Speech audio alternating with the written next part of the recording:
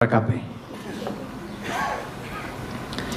কিয়ামতের দিন আল্লাহ তাআলা অনেক শহীদকে বলবেন তুমি জাহান্নামে যাবে।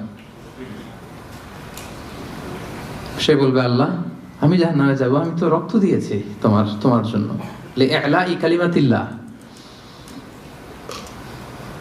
আমার দেহের তাজা রক্ত দিয়ে আমি শহীদ হয়েছি, জানাজা ছাড়া আমার দাফন হয়েছে, আমি তো জান্নাতে যাব। আল্লাহ বলবে না, তুমি শহীদ হয়েছো এই কারণে যে লোকজন তোমাকে বীর বলবে, বীর বাহাদুর। তো দুনিয়াতে তো তোমারে বাহাদুর বলছে, তো তোমারে বিশাল যোদ্ধা ছিল, বাহাদুর ছিল, এই খেতাব তো তুমি পেয়েছো, আমার কাছে কিছু নেই, জাহান্নামে যাও, go to the hell fire. অনেক দানশীলকে আল্লাহ বলবে জাহান্নামে যাও। সে বলবে আল্লাহ আমি জাহান্নামে যাব, আমি তো মসজিদ, মাদ্রাসা, এতিমখানা